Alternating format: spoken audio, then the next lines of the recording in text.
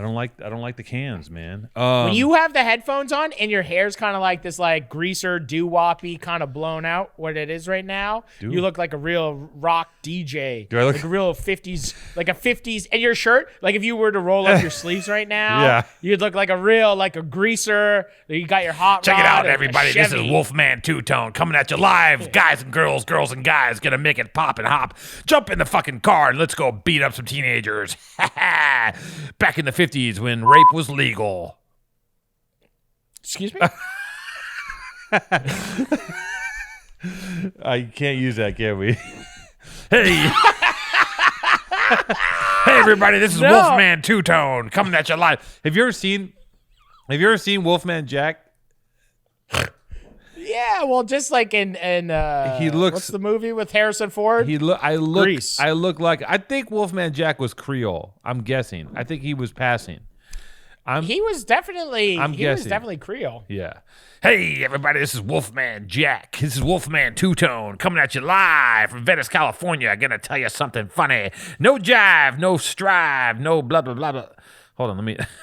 I wasn't ready. No, that's good. You're good. You're like king of the underground Venice Wolfman. This is Wolfman Jack, guys and gals. Gonna go to the sock hop and pop rock and do a little cock stop. I wasn't ready for this. I wish I was ready for that bit that you just foisted upon me, but I wasn't ready. I goisted a bit and you ran with it, and that's where you know, you're just a rubber band. I throw it, you bounce it. Hey, everybody, this is Wolfman Two-Tone.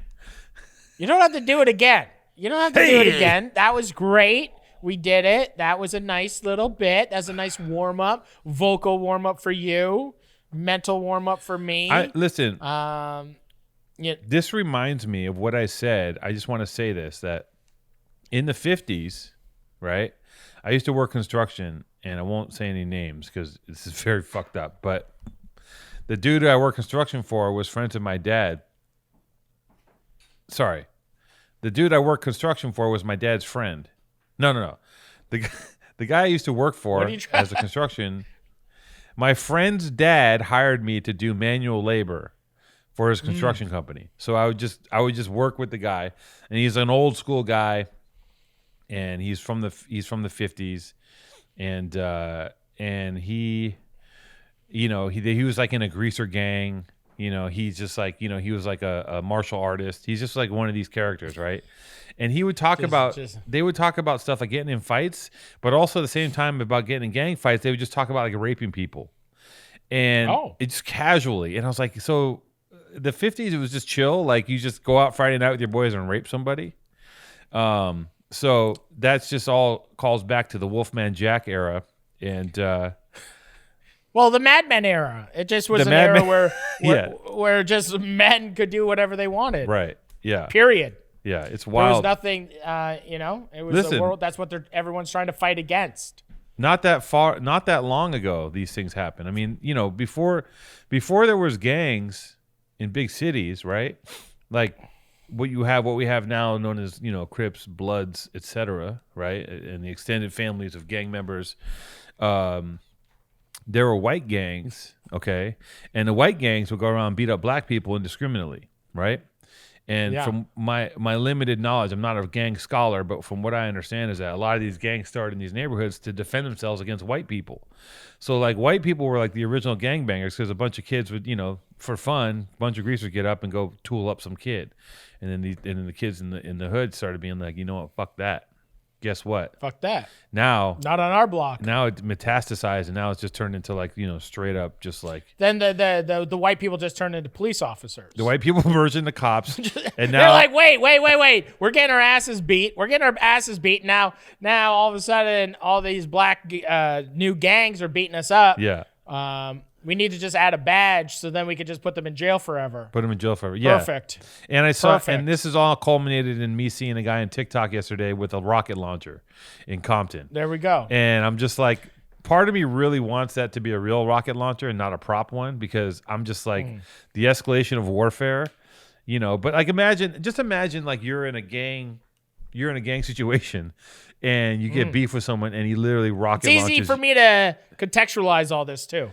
Well, you get into a beef and it's going, they drive by and take a few shots at you, but then all of a sudden he pulls up with the rocket launcher and You just pull out the rocket launcher. just does your house. Yeah. RPG. Call of Duty in real life. Yeah. I'm sure it was fake.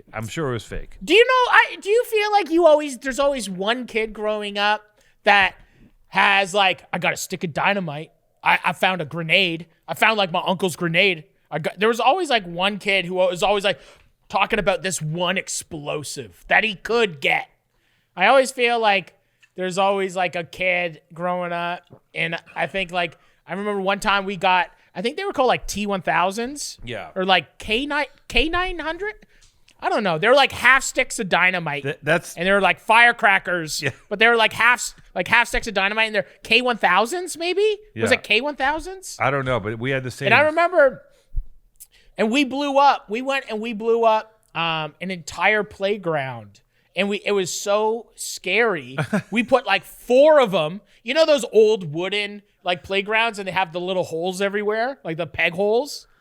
And like I don't know. In Canada, they have like pressure treated wood playgrounds everywhere. Canadian sex playgrounds with the peg holes. Yeah, there's just like glory holes everywhere. The dads just back their butts up to the holes, and other dads fill them up. Yeah, it's just like yeah. It's summertime. Yeah. The warms.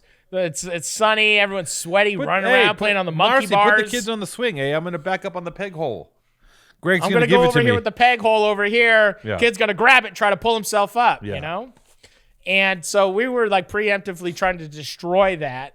And I remember we put like 4 of these K1000s in these holes all around the playground, and we lit them, and we all ran, and we blew up an entire playground back home, and it was like the craziest thing we ever saw. Like it was like I'm imagining like that. I'm imagining the scene in Batman 2 where Bane blows up the football stadium. Exactly. It was that like just think like we're in like grade 8. We're in like grade 8, and we got our BMXs, and like there's nowhere to hide behind, so we just all ran in separate ways in this giant field. Yeah. Right? Like it was like a park. It was like a park in the middle of like giant soccer fields. So it was like this thing. So there was nowhere to hide. So we just had to run as far away as we could.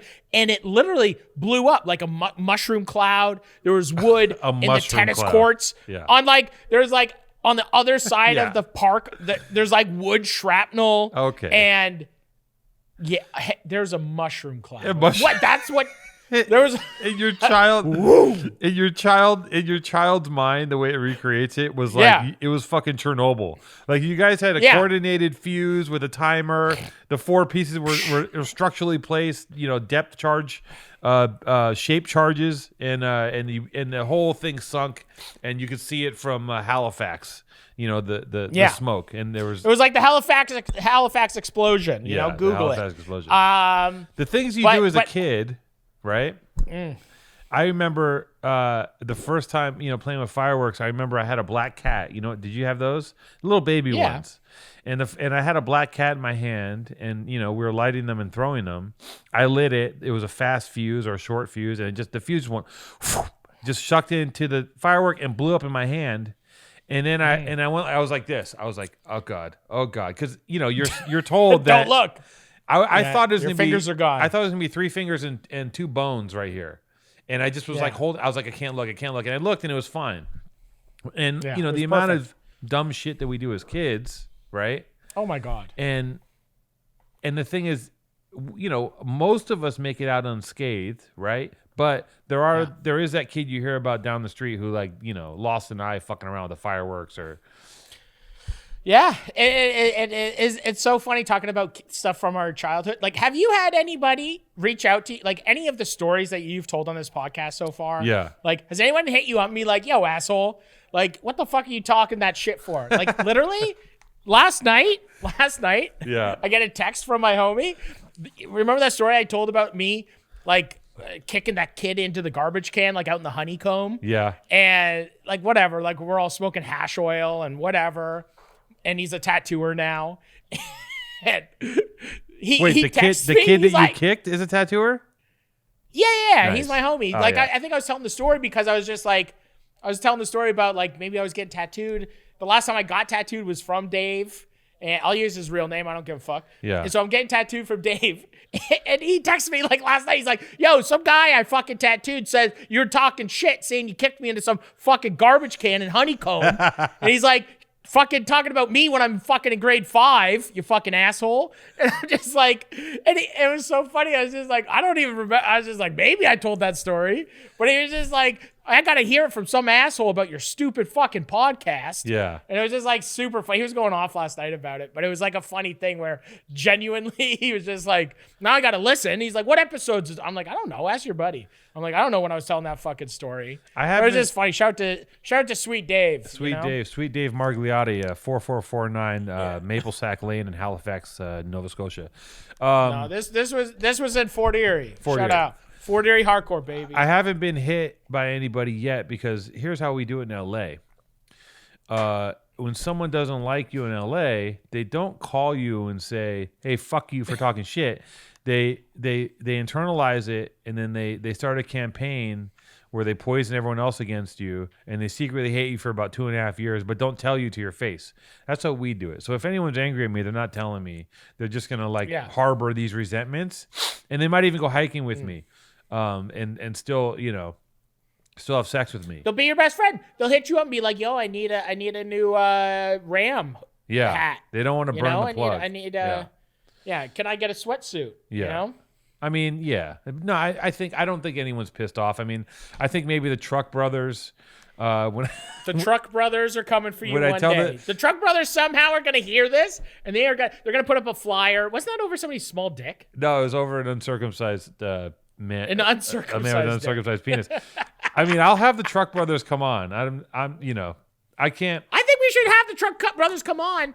I think we should have, like, you know what, when we were talking about that one time when we should have have your actual best friend come on, so then you would know if they were like you couldn't lie, you couldn't embellish, you would have to actually tell the story how it is, because when other people, you add a little salt, a little pepper to your story always, but if you have like a true friend that was like a true childhood friend, it's like you didn't really smoke a cigarette, pass out, and let 5 guys like piss on you. That's not, you didn't do that, or whatever happened. But I think.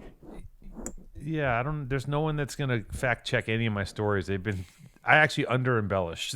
They're way worse than I probably admit. They probably are. Yeah. I feel like I just want to have your dad come on and talk about his cock ring. Oh, he it's actually it's such a reoccurring. You know what's fucked up about that is that my dad started watching. Shout out Pops to the old man. My dad started watching, because now he has nothing to do because he doesn't have a home. He lives. All he has is a YouTube portal and a sleeping bag, and he's just sleeping up in Santa Cruz. And he watches my show. It's the only thing that's keeping him alive. And he watches. He's got Google glasses. He's watching the podcast in his Google glasses. He just says, he goes, "Listen, I'm putting on my Google glasses for the next 12 hours to drown out the pain of the world." And I'm going to watch all 39 episodes of Powerful Truth Angels. He watches Powerful Truth Angels. He's like, and he said something to me the other day. He goes, it actually wasn't a cock ring. It was something else. And I was like, well, you're still a pervert. So it was something else. Yeah. He's like, yeah, son, it wasn't a cock ring. It was actually an anal dilator I wear when I don't even know. Is that a thing? An anal dilator? I don't know. 100%. It probably is. If you think it exists. Oh, I know that there's nobody, no one really, the porn industry is not alive. No one watches porn, right? And then I know that nobody furtively flips open their laptop and goes on a certain website and watches videos of humans degrading each other in myriad of horrible ways in order to ejaculate. Nobody does that. It doesn't exist. But if you did watch porn and you were ashamed of it, you're going to want to pay attention to this. With everything going on in the world, the government has increased their surveillance. You're constantly being watched. You're being tracked by your devices. Every location, every movement, every spasm, every gesture is being seen and noted. And you want to cloak your activity. You want to hide your activity. You want to keep your activity in the dark. You don't want big brother, big sister, big uncle watching you.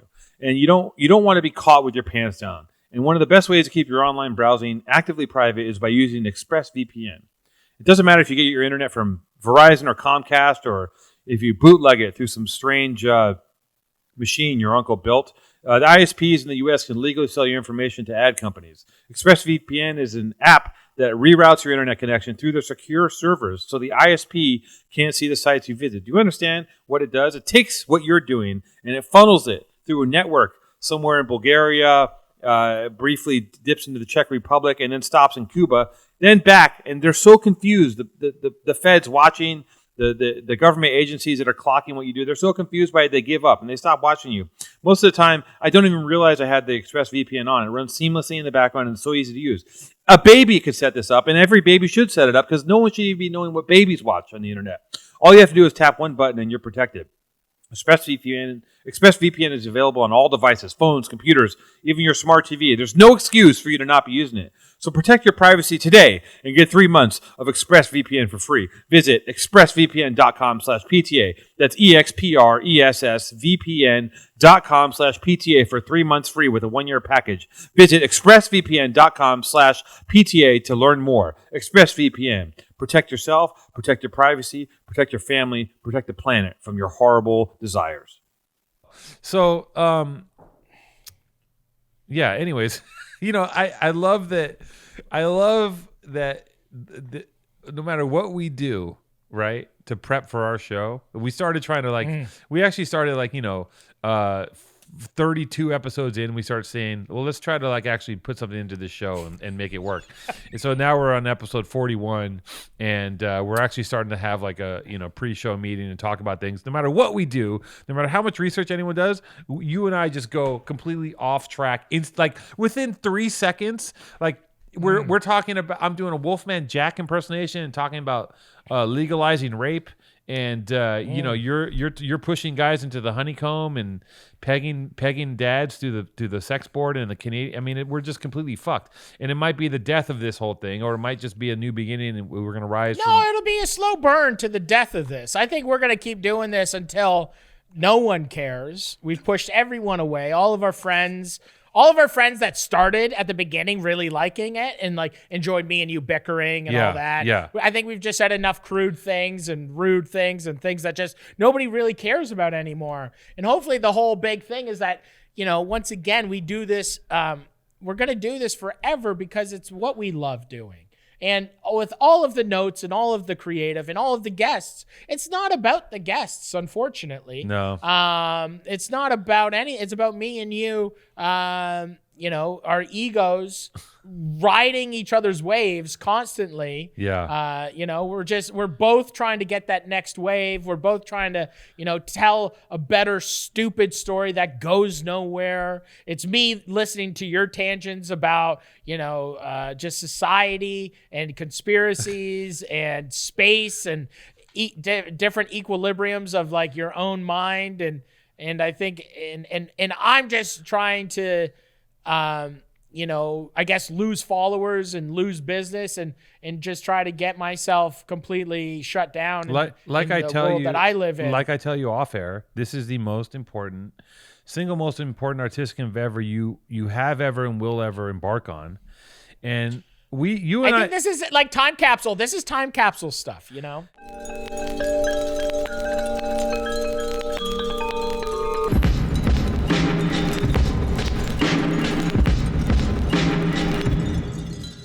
You and I on this podcast is literally, this is it. It's the meme of the guy waiting to tell his story on cocaine. You ever seen that? You got to find that meme, put it in, Jason. It's like, this guy's like this. And it's just like that meme. And that's because I look at you and I know what I'm feeling. And I'm just waiting because neither one of us listens to each other. We're just talking and we're waiting to say our part and hoping we don't forget what we're going to say. Right? That's what I'm experiencing. Yeah, but it's, you're just like, yeah. And you're just waiting for me to stop breathing. Yeah. For that 1 second. I got to get in because. And then you're like, this is Wolfman Two-Tone trying to jump in on Maddie's fucking and then you do spiel. a bit. You sing a song about Skittles. You sing a song about whatever. You're doing a commercial bit. This is worse than anything that happens in high school audio video class. No, it's actually really good. And I'll tell you something else. If I don't cut you off, you will just descend into a trail of repeated babble that is just becomes utterly meaningless. And if I either cut you off or I jump out of this window. So you need me to live, because eventually this is going to keep your lights on. This job, when everything else dies, you'll have this podcast, and you guys will be on the Canadian version of Wick, and you'll be eating your own turnips. And I want to go on Shark's Tank. I want to take our podcast and take our podcast and go on to Shark's Tank with our podcast. Shark's Tank. I think that's the best thing that me and you could do is let's go on and we do a podcast on Shark's Tank and see if they would invest. Yeah. See if they would invest. Be like, this is the business. Listen, Mark Cuban, it's 2 fucking guys, 16 cameras, and a 9-foot salamander as a producer. Let's fucking go. So listen. Now's the time. Oh. We have a guest on today, and I'm gonna be clear. It's very obvious who brings who into the show, right? Obviously, your guest was Bubbles. This week is my guy. I brought someone that I admire. Okay, and I'm gonna tell you why I admire this dude. It's because of he's gonna play you something, and I don't expect you to even understand anything that's going on. Especially I barely knew what was happening with Bubbles, even though I love Trailer Park Boys. It's funny, but it's a good show. But I don't expect you to even understand anything that you're about to see here. But this shit, when I saw it, fucking touched me, because it was just like it was just one of those things where I heard it and I was instantly like, holy shit, this motherfucker just like obliterated everyone in a freestyle. And you don't see that anymore, because no one, and I'm not one of these dudes who's going to complain about the state of music and all this, I'm not going to complain about how people wear their pants or what they dress as, but people don't do this anymore, what this guy's doing. That being said, he's not a throwback. He's a lyricist. He's a lyricist. Thank you. He's a lyricist. Still very contemporary. He's a mental lyricist. His mind is able to put many words together. Okay. And rap. He's a mental lyricist. I'm sure he's going to love that title. He's got a really interesting. Let's just play it. Let's just play this clip, because I want to hear it again. I want to get hyped on Speaks before I want to watch it. I'm excited. I want to see this freestyle. I want to see this is my world, Maddie. Special guest here, man. Speak. Watch this, man. Representing. You guys are special. Yes. Man, thank you, man. What is it? Repping IE and Mexico City? Is that what we doing? Yeah, from the IE via East Los Angeles. Okay. Currently living in beautiful La Ciudad de México, Mexico City, the capital. And you came to LA to fuck with the LA Leaguers and get some bars in, man. I've been home for the last 3 years. Like, all right, we got to do this. But thank you so much for having me. This Let's means get a to lot, it. And I feel real. Let's get get my head to moving it. a little bit. Yeah. Hello, everybody. This is Speak. It goes like this. Yeah. Look. Might call up Mac DeMarco. Might get that DJ Mustard. You got those little diamonds. My soul got big old clusters. That's Boulder, Colorado. I'm bold with my bravado. I know those real vatos that hang outside the OXXO. That's Tijuana talking. For my chilangos rocking overall stuff with Adderall. Man, my jaw is lock and deal with the options. All creative control. How you creative directing but create nothing at all? Don't get it. Are you a tastemaker? Then what's my dick flavor? Limon with that Valentina salsa. Fuck a curator. Playlist and a partnership. I be on some smarter shit. Study Louis Barragan. Mind is like an architect. Bitches say I'm hard to get. I giggle, it's true. Got Jamaica with some codeine in it. Mexican screw. You be doing the most, but ain't got nothing to do. You be flicked up with guns, bitch, but don't ever shoot. Your trigger finger got that carpal tunnel. Your flake flex and fuck around. You might go pull a muscle. My dick a genius. Solve the head. I get that pussy puzzle. Yeah, I'm a clown, but this payaso make her titties juggle. Lo siento, can we cuddle? Never subtle. Rough around the edges. I know.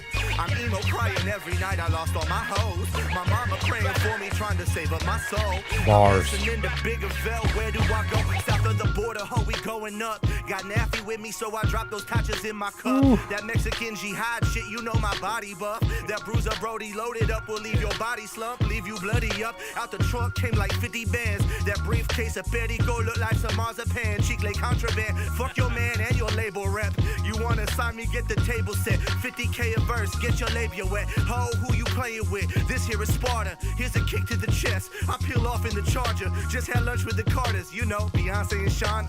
They ordered some caviar. I ordered the flan. I'm super chocolate till the death of me. This for the Pisces in the pickups with the weaponry. Fuck ice, can we let them be? Fuck immigration. Fuck the laws of the man. You know this country was built on some indigenous land with the blood of the slaves that they filled up with graves. Ain't nobody cam footage because it happens today. Remember 80s LA? They fed communities crack. Then they started that war between Latinos and blacks. So free my babies from the cages. Fuck you racists and you rapists that get elected power. Seems that nothing really changes, man. It started with the Clintons, past the Bush and then Obama, who deported 500,000 to Ecuador and Guatemala. El Salvador, Honduras, all dealt with civil war that was sponsored by the U.S. What your dollar's paying for it now. Kanye said that MAGA hat make him feel like Superman. Stupid man. Wonder if he knew about that Muslim ban. Wonder if he knew about that wall they want to build, or the children separated from their parents against their will. Oh, I will not, cannot reason with no man who be bowing at the feet of white supremacists in the Klan. And I know the FBI probably got my phone tapped, so I got that Telcel VPN shit.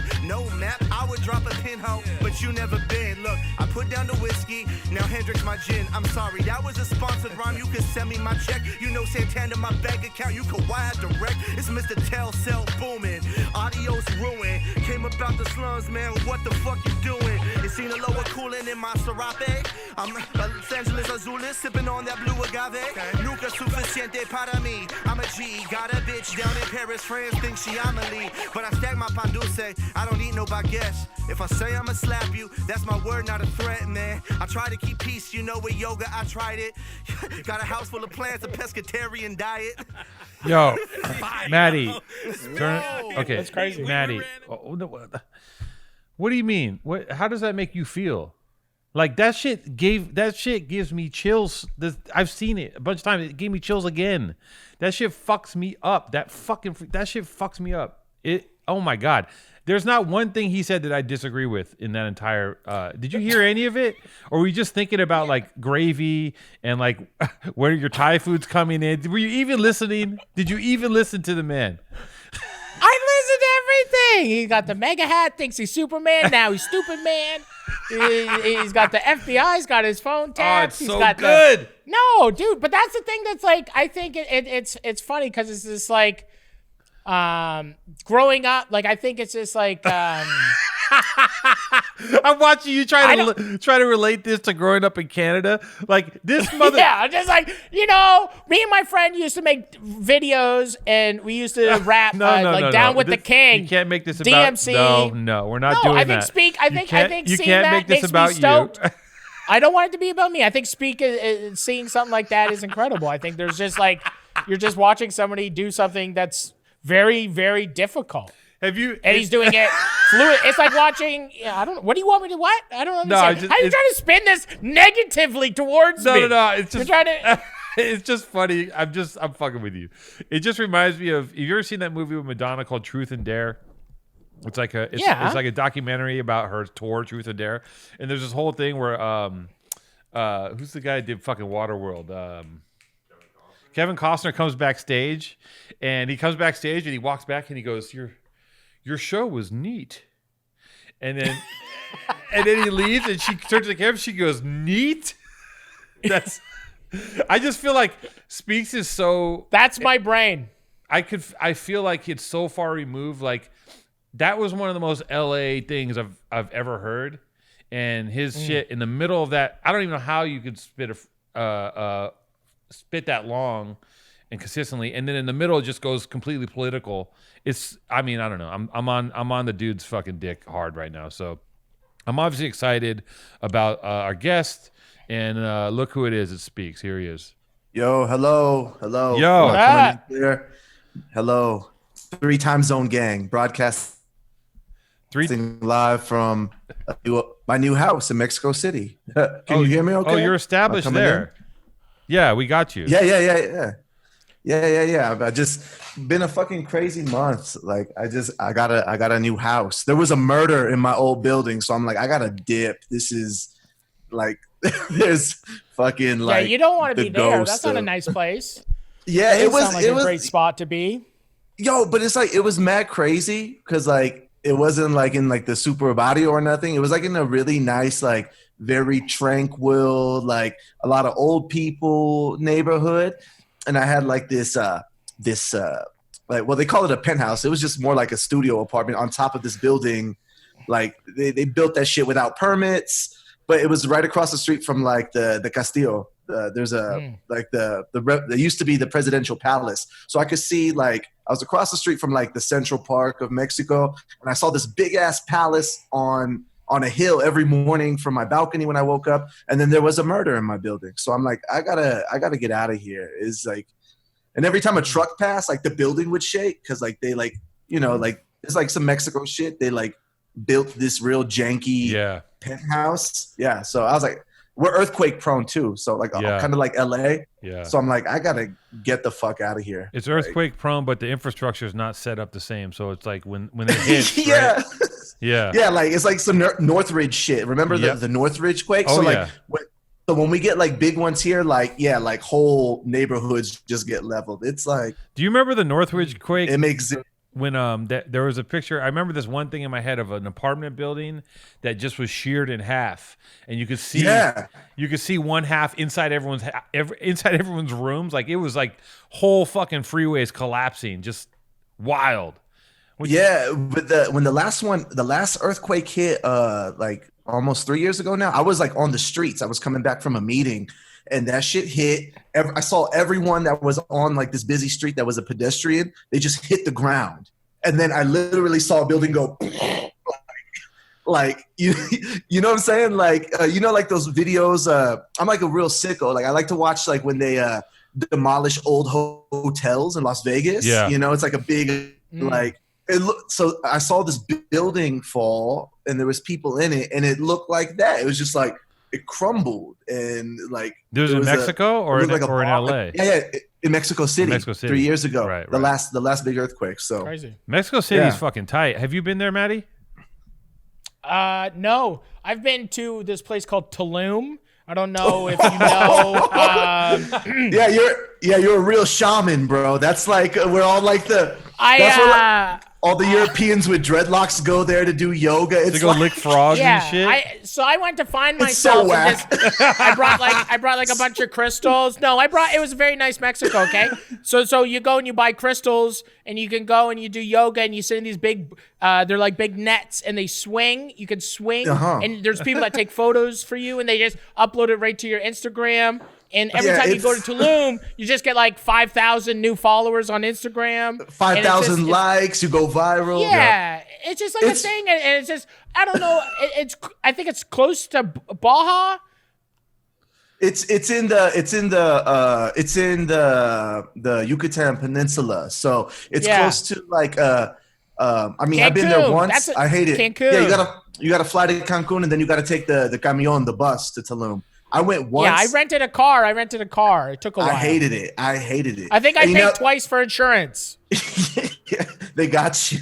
I think they got me, and I was like, "No, you got to pay this insurance too." And I was like, "But I paid the insurance already." And they're like, "Nah, let's pay this one too." Well, and I was like, "I just want to get out of here." Trisha was sweating. It was a lot, you know. Tulum is like, it's one of the worst places on earth. Not because like it's super beautiful, but just I think the people make it just a horrible shit show. Like it's like an outdoor mall. The whole thing is kind of like an outdoor mall, and then. Well, right now there's there's big controversy because a lot of people from like the States and Canada, everyone is flying into Tulum like there's not a pandemic, you know. So like I'm seeing on people like they literally had like this week-long beach hippie festival where they did like techno sets in these fucking underwater caves, and it became like a super spreader event. So people are just like flocking down here. Like horrible. We just we have like 125,000 deaths, and we just surpassed 1 million cases. And I'm not like I'm not the fear monger lord, but I don't know why. Just because the borders are open here, I don't know why people think like that this is not happening. And so, and it fucks everything up. Because I think everyone's still just depressed and everyone's still delusional, right? So it's just like people are still just. It depends who you talk to. Like we have a mutual. It's insane. I talked to a friend of mine, a mutual friend of ours, Maddie, and I was like, I'm like, oh, he's like, yeah, we're going to do this. I'm going to hang out with these people. I'm like, so what are you guys doing about COVID? He's like, what do you mean? I'm like, well, how do you get, because they're hanging out. I go, what are you doing about the COVID? And he goes, what do you mean? I'm like, well, I mean, you're getting together with people. He goes, oh no, we just don't do COVID. I'm like, what do you mean? He's like, they just don't, they're just like not into it. Like, COVID isn't. COVID isn't like crack, It's not like crack. You just can't be like, no, I don't do crack. Like, say no to COVID. Like, no, you have like, say no to COVID. Like, what do you mean? Like, this is a thing that's happening. Yeah, so, one person's dropping every 20 minutes in LA right now. One person dies 20 minutes. My buddy is a nurse in Whittier, and they just dropped off at his hospital. I don't know, like whatever, but they just dropped off like 5,000 body bags and 3 more trucks. Yeah. So it's just like anytime that somebody says that like it ain't real or whatever, it's just like it may not be real in your world that you live in your bubble, but it's certainly real in a lot of people's worlds. Check it out. I'm a busy person. I said this before. I don't have time to shop. I don't have time to cook. And it's hard for me. I get into the grocery store. I get lost. I don't know what I'm doing. I got a list of recipes. I got a bunch of voices in my head telling me to not shop and to set myself on fire or to just break all the kombucha bottles in the produce aisle. But so that's why I don't go in the supermarket. But anyways, Green Chef is the first USDA certified organic meal kit company. Green Chef makes eating well easy and affordable with plans to fit every lifestyle. Whether you're keto, paleo, vegan, vegetarian, or just looking to eat healthier, there's a range of recipes to suit any diet or preference. Personally, I like to go between a keto diet and a paleo diet, and then every couple of days, I just go off the rails and eat ice cream. I don't know what the fuck that diet's called. I think it's called the fat diet, but that's what I do. What do you think, Speaks? Green Chef is the first ever and only keto meal kit on the market. It makes sticking to a low-carb lifestyle easy with recipes averaging only 14 net carbs each. 14 net carbs! 14 net carbs. That's about as much carbs as you find in one walnut, a bag full of crickets, or 1/8 of a gummy bear. Green Chef's vegan and vegetarian recipes are high in plant proteins and rich in omega-3s.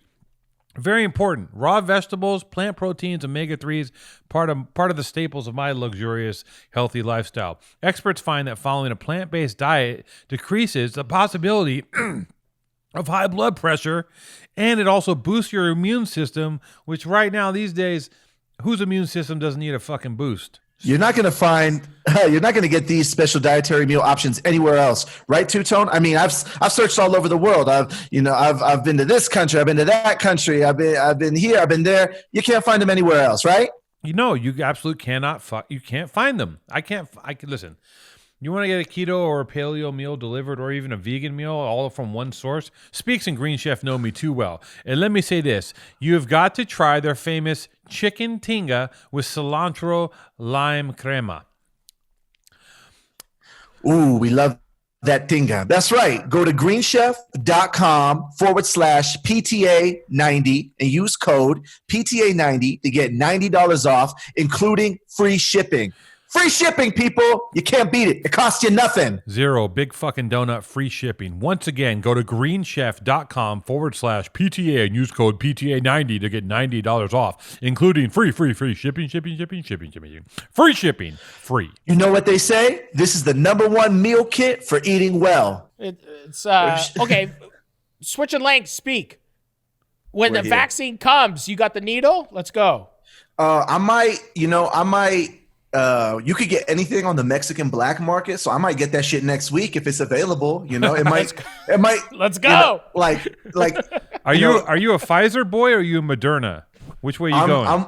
I'm whatever doesn't shrink my nuts and puts me into cardiac arrest. Yeah. So it's crazy. There's. I've been sorry, I didn't mean to cut you off. I've been looking into it and I had like this I said this thing. I'm like, you know what? Well, first off, I'm able-bodied, so I don't think I could get it till like mid next year or the end of next year. Yeah. But I'm down for it. I believe in science, but I want to let. I equate it to this. I remember buying like the PlayStation 3 when it first came out, like brand new. Before you could buy it online. I slept on the sidewalk outside of Best Buy or some shit. I bought that shit, right? yeah, I got the first one. That shit worked for like for 3 months, and then it starts glitching, and like, you know, like so based on my experience with that, and you know how vaccines usually kill minorities. You know, I'm down to wait till like the second wave. But you gotta gotta let the canary fly into the Tuskegee fucking coal mine first. You know what I mean? Like, yeah, I got some heat. I got some heat because I'm like, I got some heat because I was like, yo, let all the fake like woke allies get it first, and you know, it's like, and once you know, we'll see how it goes. But I'm down, like, you know, I believe in science. I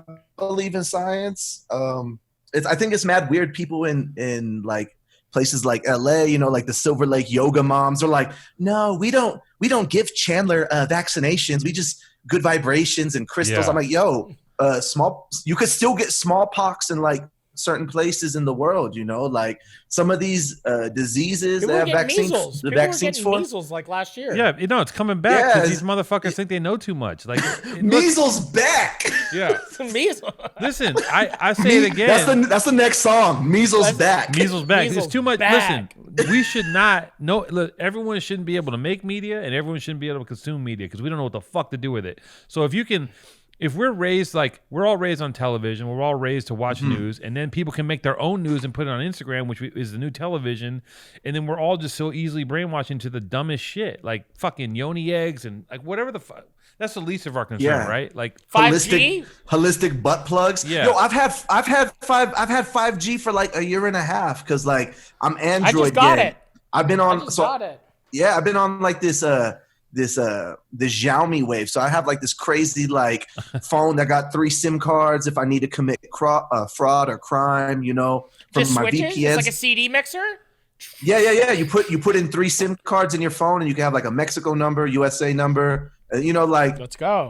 Yeah, so I've been on like we've had 5G for a minute. So when people are like, all this Alex Jones like, oh, 5G is gonna give you COVID, I'm like, what? Like, where is it? I don't know where this is coming from. Well, it's entertaining, but I don't know where it's coming from. It used to be like the rumors when I was a kid, like the big rumor when I remember like in high school was like Too Short died in an earthquake. And that was a rumor going around our school, right? Like, that was like the extent of a rumor, and like it was told amongst kids.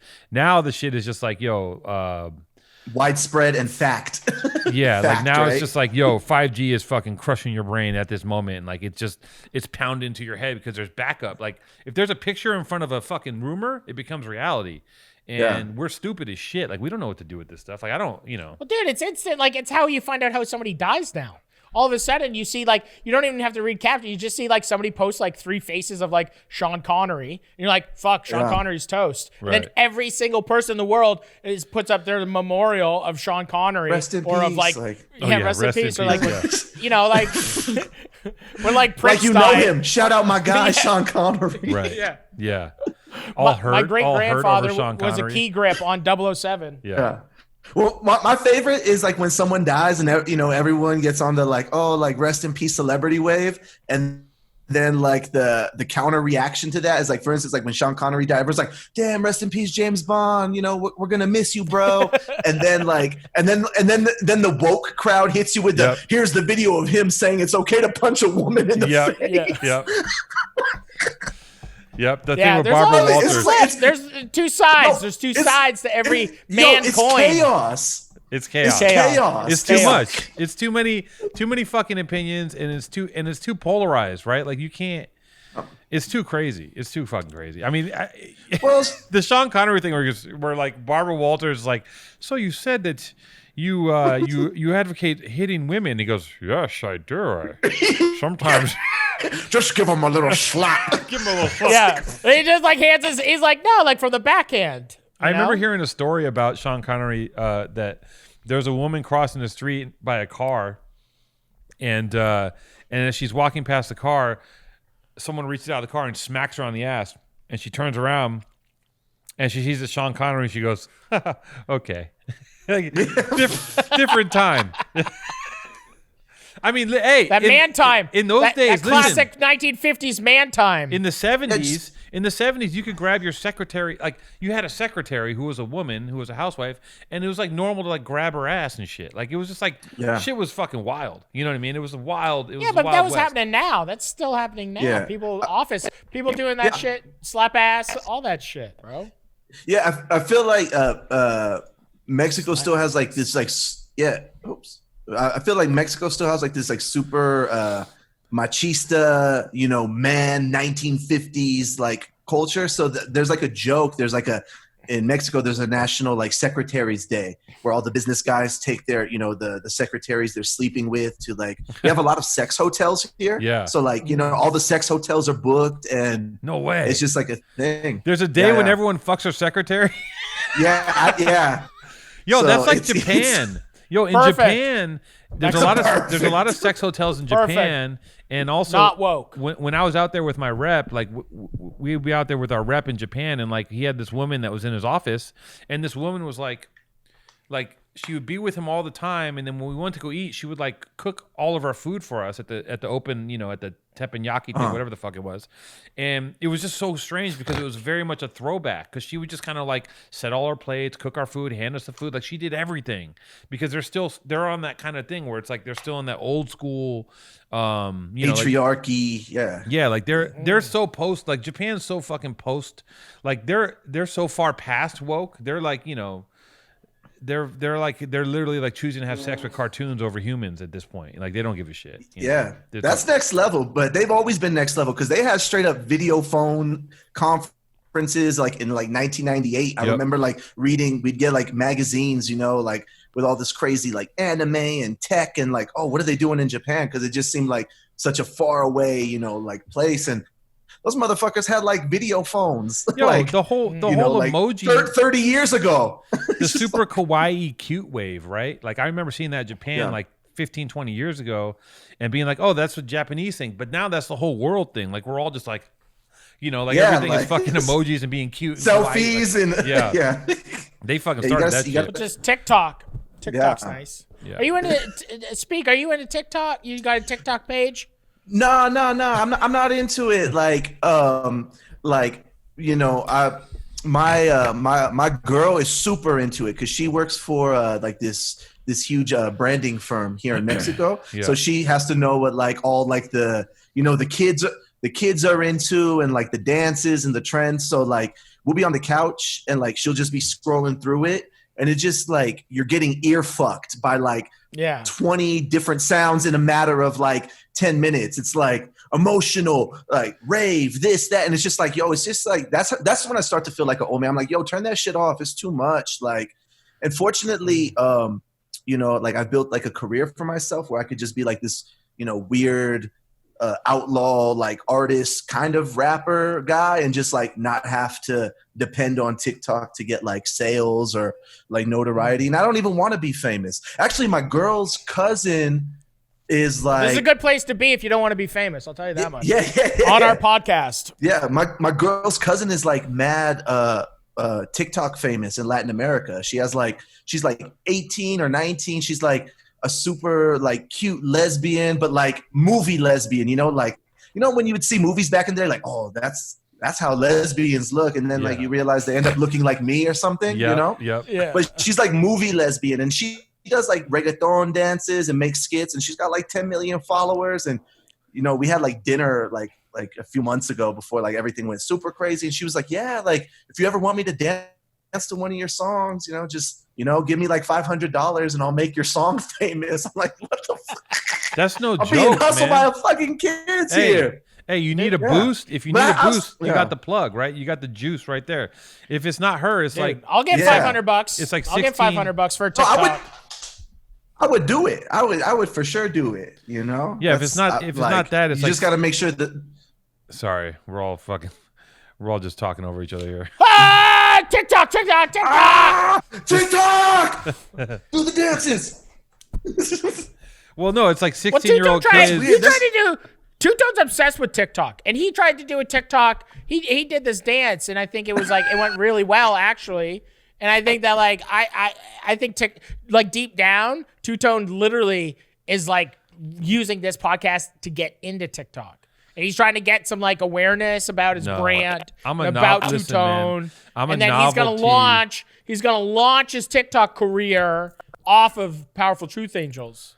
No, he's gonna be like the guy Dogface. You know, he just like lip sync songs, but like you could be riding like a low rider, like cholo bike, and like drinking. You know, what? That's the only juice. lane. Yeah. The only lane I could inhabit would be somewhere in the dog face world, right? Because if you go on TikTok, it's like it's all 16-year-old boys biting their lip with a bowl cut and like fucking abs, right? Like that's the whole. It's either that or like hot 18-year-old girls or like just complete weirdos. I like the weirdos. I like the really weird like steam. There's like this really weird steampunk goth guy I follow, and I just check him out. Yeah. I'll check him out. I know. It's one of the few reasons I go to TikTok. Let's watch him. I just look at what he's doing, and he's just like, yeah. I mean, I want to see steampunk. I'll pull it up, and he's just steampunk is tight. Yes, he's out there. He basically, this guy, he's like steampunk. He basically took everything fucked up and put it into one batch, and he's everything. He has like bat wings and striped fucking shirts, and he's like, his name is like Onyx the Fortuitous. You ever seen this guy? And I'm really outing myself, but I just go check up on him, and he just does his name. It's like pure cringe. Obsidian, the ruler. Yeah, exactly. It's just wild fucking cringe. Let's talk about Speak though. Listen, we did a little background check on you. Our producer did. Nice. And there's a lot of interesting stuff here, Maddie, that you're gonna enjoy.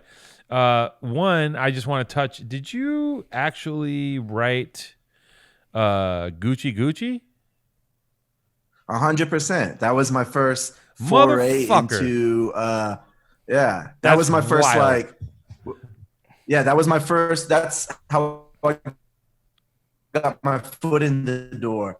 Because like I was always like making beats and stuff, but like literally that was like the first song I ever wrote for anybody ever. Like I never tried to write a song for anyone, and ended up hitting it out the park. I wrote that song. You know, she got the $1 million deal. I got the residuals and the publishing, and my mom got a house out of it, so it's all good. That's like, so fire. You know what we're talking about, Maddie Creation? Yeah, that was like a Fairfax. I have no idea. It was like a Fairfax sensation. Anthem. It was like it was like Gucci? It was early. Yeah, it was early. Like it was like Supreme, and when Odd Future was in Supreme all the time, it was like 11. When all that shit was just like really fucking bubbling and like it was a real thing. That shit came out in a video of her walking down Fairfax in the Gucci Louis, and like it was huge, man. I remember seeing it and being like, it was a legit top 40 hit. It was a top 40 hit. And I was like, she got a deal? Yeah, I got a gold and platinum record from that. That's crazy. I'm platinum. He's platinum. Fucking nuts. Right? And then she was like, and then I saw her like doing something with like the Red Hot Chili Peppers or something. I was like, is she directing a video? It was just like, you see people's trajectory. Like when something pops, people just go, what do you want to do now? And they're like, oh, I want to fucking direct the Chili Peppers video. I want to curate a SeaWorld show. Like whatever the fuck you want to do. I want to go steampunk. Yeah, I want to go steampunk. Yeah, you're like finally have the money to buy the copper piping to make all my outfits and like make the goggles. I find like you've been like working so hard and you're like, man, my dream comes true, and they're doing like a documentary on you, and you're like, check this out, and you have a factory just making all these pipes, and you're like, what are all those pipes for? And you're like, this is my new outfit. Yes. And you're just like, you got like 40 whole docks. You got just like, you look like a copper candle. Yeah. It would be refreshing if someone did pop off and like being John Malkovich, where you guys seen that movie, right? Where he where they inhabit him, and he, as John Malkovich says, I'm just going to become a puppeteer, and like all of Hollywood is like, wow, profound. Yeah, it's so profound. Like it'd be sick if someone in the limelight did. I mean, I guess Andre 3000 is kind of doing that. He's a flutist. Yeah, he's just playing the flute. Yeah, like he's like at the Venice. He's in your hood. He's at the Venice Drum Circle, just so fluting it up. I just think about him. I'd like to see that, dude. He's cruising around. He cruises around the city. This is what I think about him. He cruises around the city with a flute, and I'm looking at this man and being like, it's living the fucking dream. I feel like he's doing exactly what he wants because he's got a bank account somewhere that's just fucking bursting, right? And he just is like, he doesn't give a fuck. He's just like, I'm going to wander the earth and play my flute. And at any time, I can buy a ticket to go anywhere and probably buy anything I need to, but I don't need to because I'm just going to chill in this army jacket and be a flautist and just flautist. It's so fire. Yeah. Oh, He need to drop the collab with him and Yanni. They should his comeback album, Yanni and Andre 3000. just That'd be woodwinds. hot. Just woodwinds. Woodwinds. Hella Mediterranean flute riffs. Just and sounds of thunder and lightning. No, but I feel like Andre could definitely do like an album with like Laraji or something like that, like some like real chime music and like some real shit. But I mean, rap is basically evolving into just noises, right? Like there's barely any lyrics left anyway, so you might as well start playing the flute, right? Because like if you that's what I've been thinking when I listen to like a lot of like the newer stuff, and I like all that shit. I'm not like the old like I'm 33, but I'm not like the old head hater because I feel like there's something. It's this is cultural evolution, sonic evolution, right? Things change, but so I listen, I jam all the new shit. Yeah, I like it. But there comes a point where you're just like, oh, this is just noises. Yeah. It's like there's like literally there's no lyrics. It's just like I'm like okay. I'm like this is cool, but maybe it's a vibe. Like I feel like not like super. I feel like rap. I need to be on cassette. I feel like it's like rap is learning to like. I feel like it's reinventing itself. Like there's a whole new wave where like everything changed. The names, the way it's made, everything is Young Boy this, NBA that. Like everything flipped, and I'm old enough to know that I'm not a part of that change. And now, and it's like they're learning how to speak again. They're just like it's like baby talk. Like it's like baby talk. I don't have kids. But if I did, like, I wouldn't talk to them in gaga goo goo. I would talk to them like a fucking, like a human being. Yep. But it's all good though. But I think like counter to that, there's like a whole wave of like, I guess, guys like Freddie Gibbs or Griselda, guys who are more like traditional kind of rap, lyrics, like, sampled beats, and that shit's dope too. And then where we're from, like, I know you guys like did like the YG collab. There's a whole wave of like, oh, this is distinctly West Coast music, like trunk rattling. I'm gonna like gang bang on you every song, and that's tight. We need so there's space. That's the cool thing about like the internet. There's like space for everything, like, and it's like those Goosebumps, choose your own adventure books. Like, all right, where do you want to take it? How big do you want to be? Yeah. Like me, I like chilling, making my weird shit. Like I don't owe nobody nothing. I could live in Latin America, work on records, and do as you please. That's where it's at. A healthy life includes a healthy sex life. But if you struggle with erectile dysfunction, you may not feel like your best self. If you want help with ED, aka erectile dysfunction, aka lack of boner, Roman can connect you with a real U.S. licensed healthcare professional who can prescribe the medicine you need to get the erection you deserve that can literally punch through plaster, break a brick, or smash a mango in half. With Roman, you could get free online evaluation and ongoing care for ED, aka erectile dysfunction, aka malfunctioning boner, all from the comfort and privacy of your own home. Your neighbors don't even got to know that your wiener don't work. Nobody got to know that your dick don't go.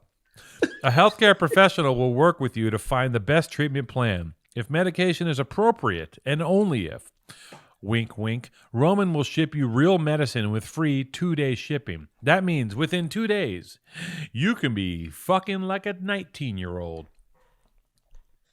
And the crazy thing is, this whole process is straightforward, simple, and discreet, just like a functioning boner. Straight up. There's really, listen, I'm just going to be honest with you. A boner is a boner. You cannot, it's a very simple device. It's a blunt instrument. It's a hard tool. It is what it is. Getting started is simple. Just go to getroman.com/PTA and complete an online visit. erectile dysfunction used to be tough to talk about, but now there's Roman. Complete an online visit today to connect with your doctor and take care of it. You don't have to walk around the neighborhood with a flat tire. No, you don't. You don't have to be flaccid. You don't have to be meek. You got to put some fucking nitro in your stick and put that bitch to work. Just go to roman.com/PTA to get $15 off your first order of ED treatment, a free online visit, and free 2-day shipping. And let me tell you, the form you got to fill out on Roman is not that hard to fill out. I'm pretty sure you're going to get the pills you need. That's getroman.com/PTA. I don't know how to read. Sorry, go ahead. I was like, I don't even know how to read, and I can fill out the form. That's getroman.com/PTA for $15 off your first order of ED. That's erectile dysfunction treatment. Getroman.com/PTA. That's getroman.com/PTA, baby. This is Wolfman Tone coming at you live with the dick pills that'll make you thrill. Ow! So you run like how it's much nice. are you working on music? Like right now, like are you just writing full time, or like what's kind of like your daily, like how often are you making music? Well, during the pandemic, usually I work on something creative every day, like whether I'm like thinking of lyric ideas, or like t-shirt designs, or I want the video to the next photo shoot or the videos to look like this. But during the pandemic, there wasn't shit to do except like, hang out with your cat and like work on music every day. So I saw that the shift was happening, and like all my festival gigs got canceled for the spring and summer. So I was just like, all right, I'm gonna I did like 4 EPs like in 4 months back to back to back, sold them directly to the fans on Bandcamp, and made up the revenue that I lost, from my shows. So it was nice, but yeah, so just working a lot. And if it's not like on like speak shit, like, we call it in songwriting, like top line, like, I have an idea that wouldn't be good for speak, but it'd be good for whoever. And sometimes it's those baby choruses, or like, or you give them the melody or the structure and they fill it in. Oh, yeah. Or sometimes you write a whole ass song, or you write a whole song for somebody and be like, hey, like I wrote this with you in mind. And it's like pitching it like, hey, this would be dope for your album. Yeah. Like, It's crazy. The worst is when they send it. Working?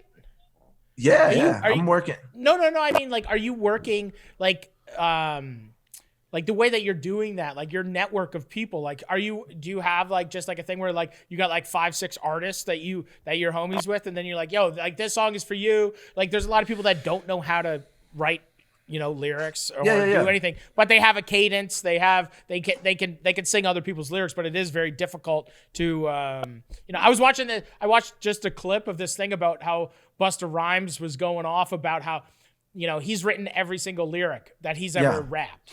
And they were talking about, I forget what it was. I was just on Instagram, but it was like, he was going off about like top 5 rappers. And he's like, you can't be in a top 5 or a top 10 if you don't write your own raps, which was kind of, I saw that clip too, and I kind of disagree with it to an extent, because I think it's a very kind of like narrow scope to judge music. Is like I get it. So if we're talking about like the rap bravado, like, you don't write your own bars, or like you don't spit your own lyrics, you're not a real rapper. Okay, that's cool, but like let's talk in a wider scope about like songwriting, right? Like I'm a nerd on all that shit. Like Bernie Taupin wrote most of the lyrics for like Elton John's biggest hits. You know what I'm saying? Yeah. So it's like, and no one would ever say, Elton John, you're whack as fuck, son. Like, you're not a real. That's the motherfucking Rocket Man. You know what I'm saying? Yeah.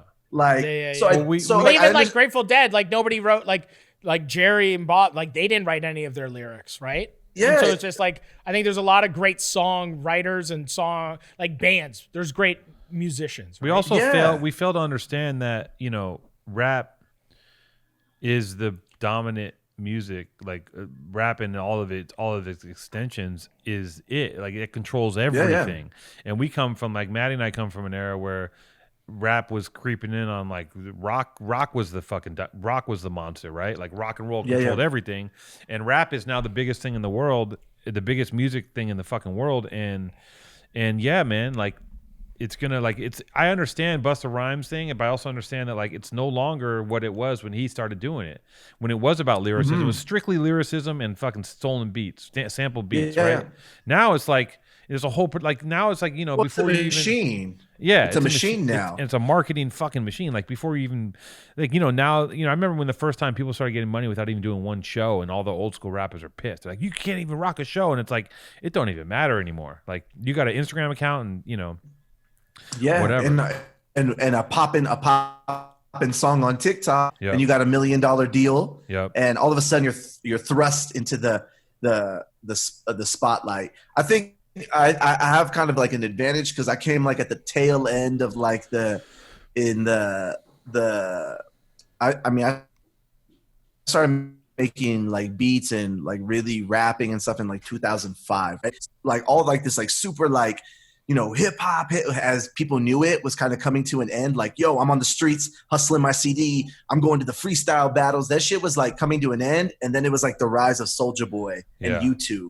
So you're right at like this turning point of culture. And then like, so people in my age group, like, like people like Tyler, the creator, and like all these people, like we know both sides, and we know how to like, if we want to be super artsy fartsy with it, we could do it, but we also know how to play the internet to our advantage. Like, I'm not a dummy. Like, yo, anytime like my freestyles or something goes viral, that's a paycheck. You gotta play up to it. Like, you gotta write it. It's a business opportunity.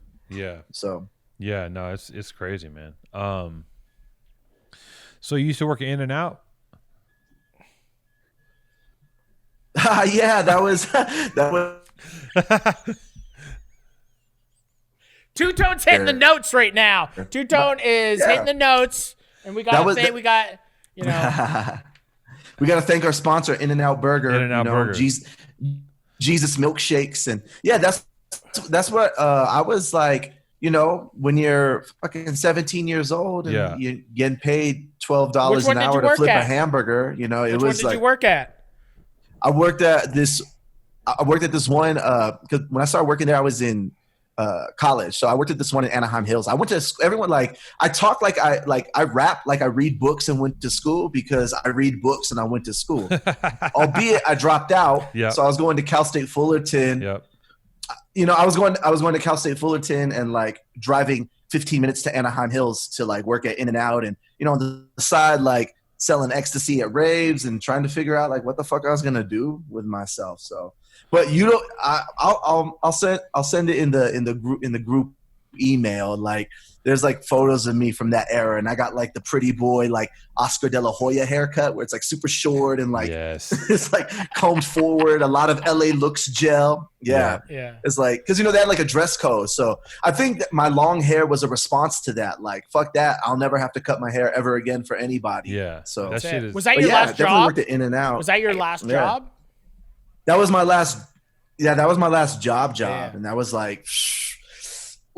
Like 2000. I quit in right before like the Gucci thing happened. So maybe I quit like in like 2009, and then spent 2 years just like bumming it on the homie's couch, like being at the homies had a trap house, and I was like sleeping on the couch and like just smoking weed all day, being a fuck up, playing like PlayStation and trying to figure out like, okay, like I didn't know how, but I'm like, I'm gonna like make this music. Being a somehow. hair god, right? Like there's been many times in my life where I've been like, I'm gonna grow my hair long and I'm gonna commit, and I think it's gonna look like the way your shit looks, but it always ends up. I always hit a point where like this is fucking stupid, and I'm like, I'm more into combing the hair than how it looks, but like you gotta be a certain dude in the hair journey. Hair. That's a natural. Right. Well, in the hair journey, it's a natural. There's a stage where it's gonna be like 6, 7, 8 months. Yeah. Maddie's got it going on. Maddie's in that stage. Yeah. I'm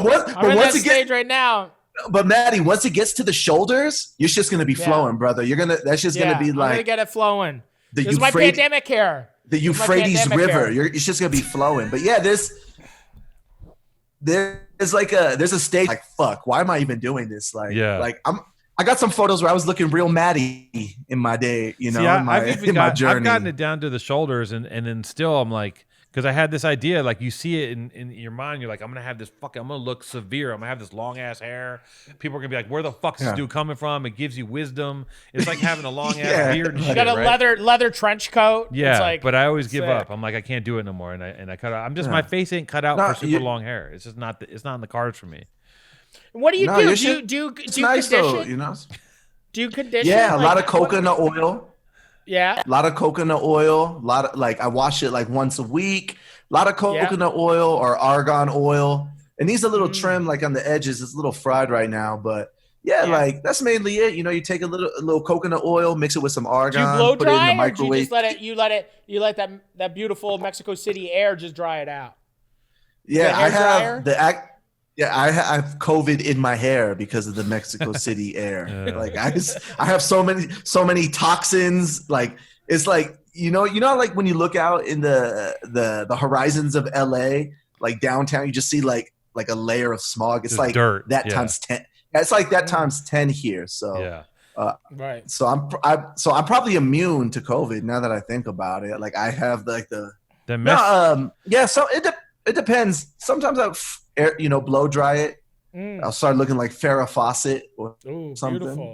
Like swan, like a beautiful swan. like a beautiful Mexican swan. Beautiful Mexican swan, MacArthur Park. Beautiful. Yeah, that Mexico City air is crazy. I was out there like a year ago, and it's my first time going, and the air is wild. But I gotta say, the city is fucking sick. Like the scene there and like all the I don't know, it's tight. It's like unlike any place I've never been had in a person as like on the culinary side. I've never had like any one of my chef friends, if they go to Mexico City, every single one says it is the best food city in the world. Like every single person on a culinary level says that it smokes New York, it smokes LA, it smokes, and like it is the best fucking food city in the world.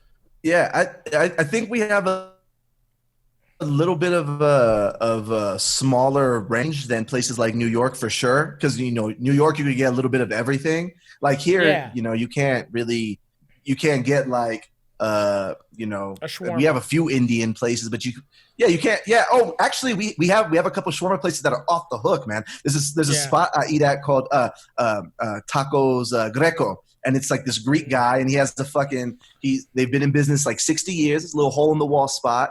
His family is Greek and Mexican, and they do shawarma, and they got the spit. Well, we call it's same as Pastor, right? So I feel lends itself pretty easily. Yeah, they did the original, and the Pastor is just the remix. It's like the Mexican remix, Like, right. But yeah, it's there's a lot of good culinary now. It's become like over the last like 5 years, like.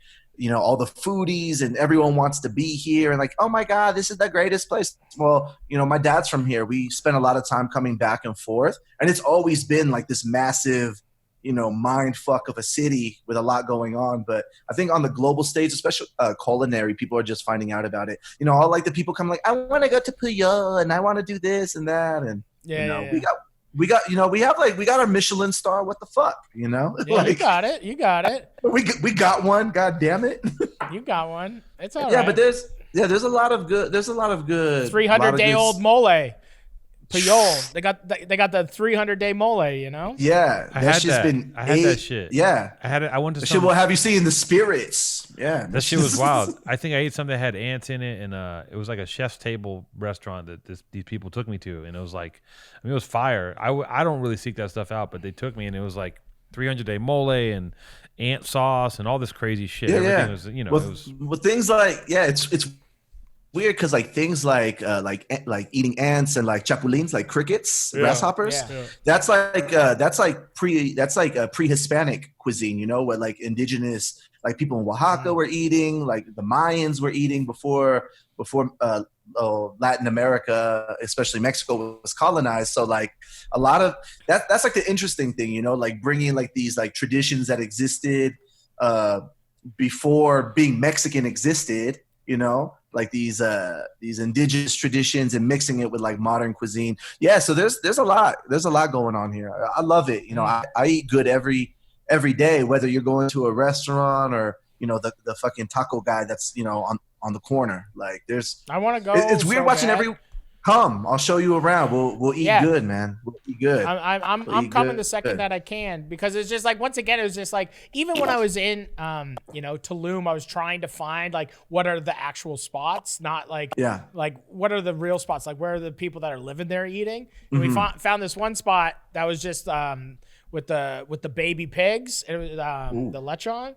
So it was just like it was just like you could get like a torta or a quesadilla or a taco, and it was just in the morning, and you could go, and they just had like 10 little baby pigs roasted perfectly, and it was just like and it was just like you served it with just onions and cilantro and pickled onions. That's all you need. Like That's all you need, dude. And it was like we went there every morning and just had like really good coffee and just like fucking roasted pig every morning, and it was like the best fucking thing. I forget the name of the spot, but I went a couple years ago, but it was just like one of those things where it took me a minute. It's crazy because like when you're there, people are even telling you to go to like the hotels to eat on the beach. And I'm like, I don't want to go. I don't want that. I'm not staying because I'm like, we didn't stay when we went. We just got like a house, so we wouldn't be a part of that whole thing. But it still was just like, like I got to see like such a small piece of like what Mexico is, And it's just like, it's one of those things where I went for like a more of a different reason, but it was just like, it'd be so sick. Like, I don't know. It's just like one of the, and it's so funny where it's just like your perception of Mexico City is so based on like American movies and like everything is just like SUVs and everyone's getting kidnapped and everything is like this like giant city, unfortunately. And it's like such a scary, like as a Canadian, like honestly, like Mexico City to me has always been like one of those places where I'm like, I don't know if I ever want to go there. Yeah. It is one of those things. I used to live in downtown LA, right on San Pedro, 3rd and San Pedro, right where like the Skid Row is. And to me that was more that was more like of a mind fuck and more terrifying than going anywhere in Latin America. But it's all like media perception.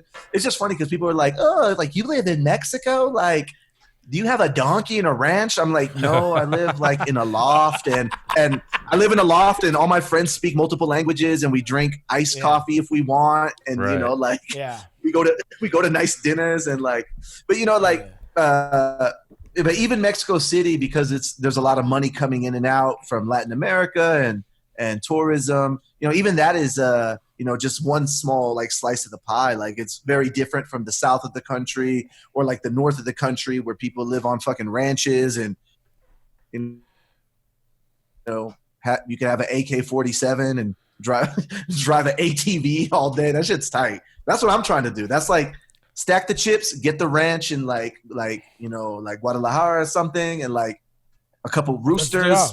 Yeah, that's what I want to do. That's what I'm doing. Let's shoot guns. Yeah, dude. All day. That's the thing. I gotta get two-toned. I gotta get the podcast. We're gonna take all the money from the podcast, and we're gonna get a powerful Truth Angels ranch in like Northern California.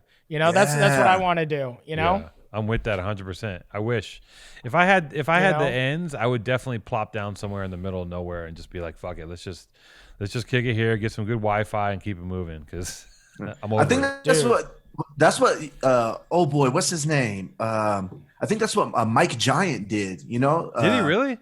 Yeah, I think he has like a ranch in fucking like Wyoming or something. Damn. But before it became like the Kanye trend thing, he that's what I heard. That Mike Giant has like a ranch somewhere in fucking the mountains of Middle America.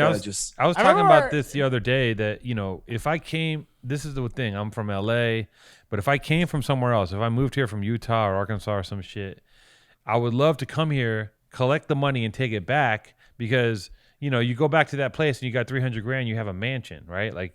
Yeah. $300,000 out here gets you fucking absolutely nothing, right? Like you can't. That's depressing, right? It's crazy, right? But you take it somewhere else. Arizona, you're so close to Arizona. There's so much land out there, man. It's crazy. Arizona right? is one of my favorite. I love Arizona. Yeah, it's fucking amazing there. It's beautiful. It's interesting. It is amazing. It's beautiful. But if The you want to deserts are be beautiful. isolated, like if you wanted a ranch, like Yeah. I'm sure you could get one cheaper there than in California. like places like have you been to Sedona? Sedona's fire. Yeah. I fuck with Sedona's Sedona.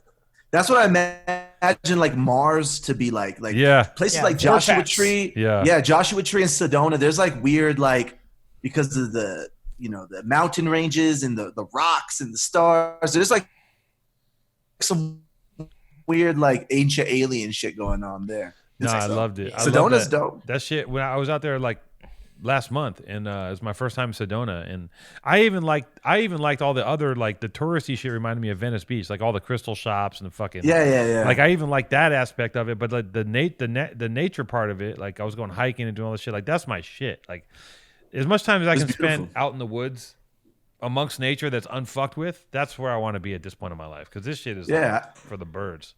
Yeah, but I just want like a hot spring. I just want like mountains in the background. Like I think it's like I've always had that like romantic idea of like watching like Legends of the Fall and just having like that ranch like at the bottom of like a mountain range, and there's a river, and then like I have 3 sons and one goes off to the army, one dies. They all want to be married to one woman in my small town. I really want that. Legend of Bagger Vance over here. This is there's a natural hot spring. It's like Maddie's imperialist colonial dream, just to like he just wants What? he just wants to subjugate land and torture people. You don't always have to paint me in that picture. You don't always have to paint me in that picture, Two-Tone. Just because I'm the white guy. Just because I'm the white guy. He's not a colonialist. He's not a colonialist. He's just an old soul. Okay. He's an old soul. He's old school. I have old intentions. Intentions. Hey, is Wolfman Jack on your radar? Speaks. You know who Wolfman Jack is? This is Wolfman Jack. The radio DJ. Yeah. Okay, all right. Just checking. You should intro speak as Wolfman Jack and then speak raps about 3 Michelin star mole. I don't think Speaks is here to rap, but I will do my Wolfman two-tone impression. Yeah. Wolfman, he did he was the rock old. I don't know how I know this, but like a lot of like he was the DJ for like old like the oldie rock and roll stations, right? Like He's it's like a lot of like now we're gonna listen to some Foghat. Yeah, exactly. He was like Foghat. He was. I think he was passing. I think he was Creole passing or something because there's something about him that's different, right? Like he was Cajun. Yeah, he was for sure Cajun. Yeah. He was Cajun. Yeah, he was Cajun like a motherfucker. He's just sucking on crawheads. Yeah. Yeah, Crawdaddy. He was a crawdaddy. He was probably dangerous for his time. Like they were looking at this dude like, oh my god, because like that was when they were scared of Elvis and shit. Like they were scared of Elvis doing black music, and then Wolfman Jack was probably peeling their caps back just on some fucking Hawaiian shirt. Wolfman Jack was tight. Well, in LA we had our oldie guy is Art LeBeau from LA. And like the dedication Twinkles would like to say to Snoopy and Frosty, keep your heads up, and I love both of you, and I hope you come out soon. I'll see you when you get out. Yeah. I hope you come out soon. Cholo prison dedication, and I think like this is a thing that's like very uniquely LA, right? Like my older brothers, both of them have spent a lot of time like in and out of jail, and my older brother Mateo for sure like called in the dedication hour, and now we're gonna play the Temptations, from Wahoo, who's up in Wasco Penitentiary. My brother Wahoo in Wasco. Yeah. He's out though now. Shy Girl Girl would like to tell Sniper, I'm keeping this for you. Sniper. Yeah. Yeah, that's just fire. And then they play like Smokey Robinson and the Miracles. Yeah. That's like very.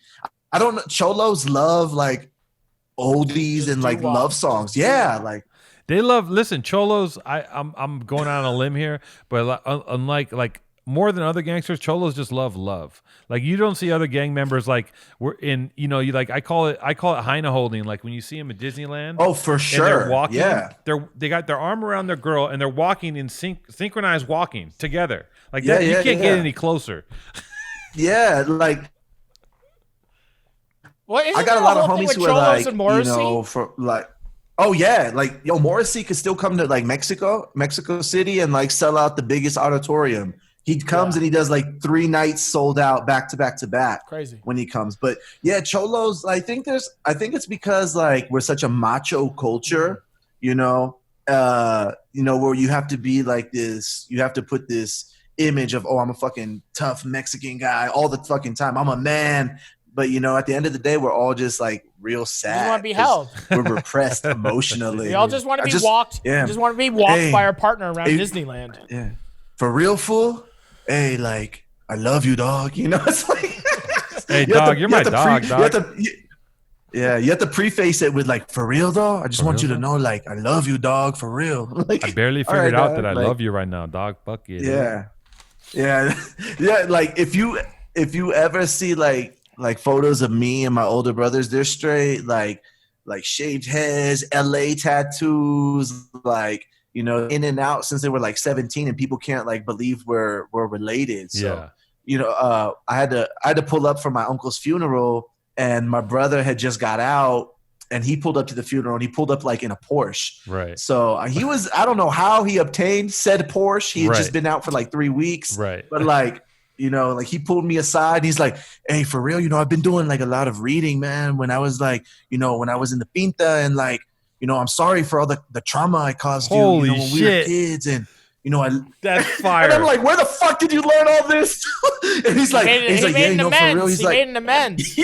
Yeah. And I was like, yo, cause like, I kind of like, for the fucked up things they, put my parents through. Like, I went the opposite route because I just, I saw what my older brothers were doing. Yeah. And then like, it really fucked me up. When you're a kid and cops are kicking down your door and your parents at work and they're looking for your brothers, that shit, like, you don't process it, but that shit really fucks you up. But he's like, yeah, I just want you to know, like, I'm sorry, fool. And, I'm real proud of you, dog. I show all the killers on the block your fucking videos, and T Flats fucks with you. I'm like, fuck it. Yeah, like, that's so the homies hard. in T Flats, the real. Yeah, he's like, you got respect. They fuck with you because like it's like you don't look like us, but like you're represented for us. And I'm like, yeah, all right. That's where he's from. Orale. Like, those dudes are heavy. Yeah, man. It's like. And like before they deleted my Twitter account, I'd get like all these like random like gang dudes who would just like tweet me like, hey, we fuck with you, dog. Like, let us know. Like, if you got problems, we'll handle that shit. And it's just like really weird because like when I was growing up, like they weren't those same fools would like, they would like, oh, hey, Wedo, or like, oh, you're smart. Like they make fun of you for being smart. Yep. They beat you up, literally beat you up and steal your fucking bike or your shoes. Yep. And now, like, I'm the fucking, like, the champion. Well, yeah, the now champion when all the dust settles, right, and, like, you come from a place like that, they're like, damn, like, you turn around, now those people that were fucking with you not in a good way, now they look at you as someone who did something, they're like, holy shit, we back you up now. And it's like, I had the same experience, man. I'm a fucking nerd, but I just grew up in an environment that was, like, a little wild, and like, I pretty quickly experienced a few things where I was like, oh, I'm not with this shit. Like, a couple of things happened. I'm like, okay, I'm good. I gotta figure it out. But I still figure out a different way. But I still was like a closeted, like, I stopped reading. I stopped even like using I stopped using any vocabulary I had gained. Like, I just completely shut it all down just to kind of get through my teenage years.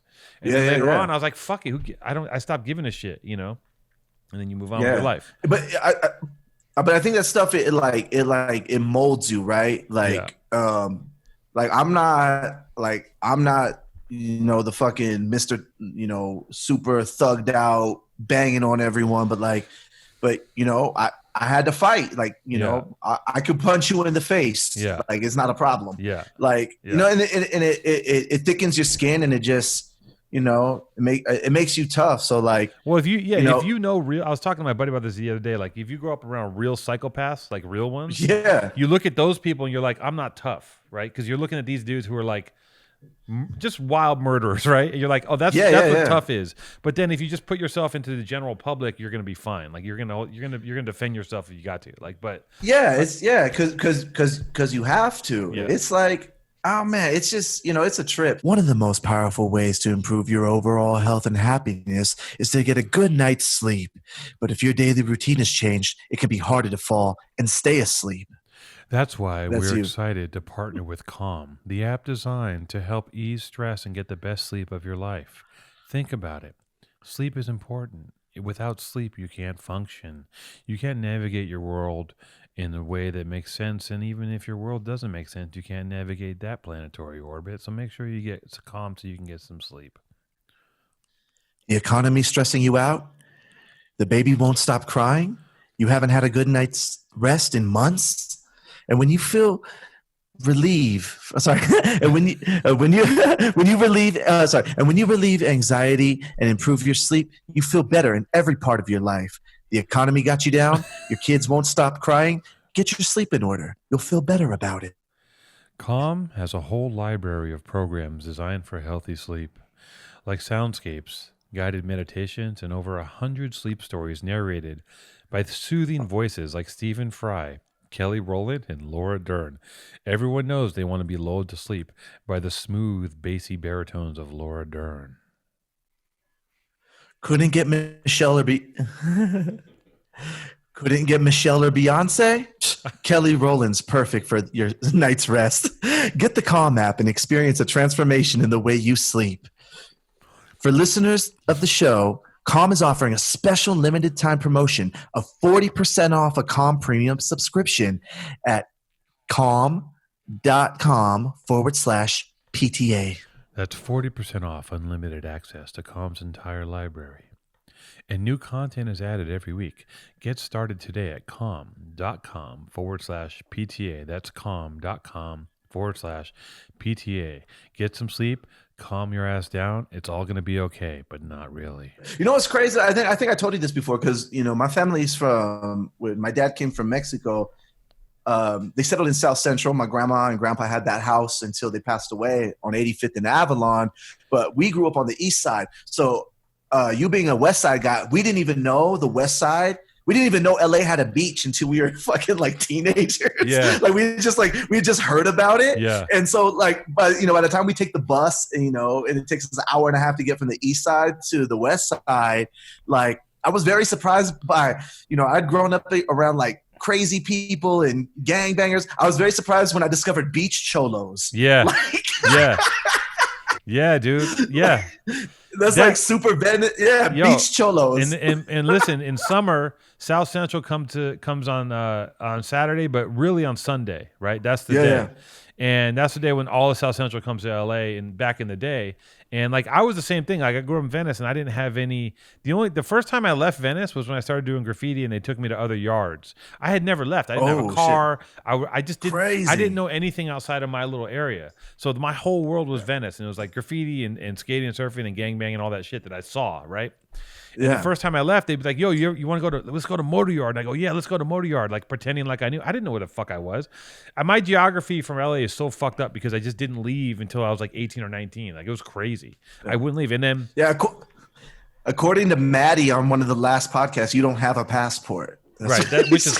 See, that's a fucking lie because I've been all over the world. Yeah, but I hate that. He said you don't leave LA. You only go to New York once every 2 years. He's so full of shit. He's not a world traveler. He acts like he's like this world boss. I've been around the world, man. What do you mean? Okay. World boss.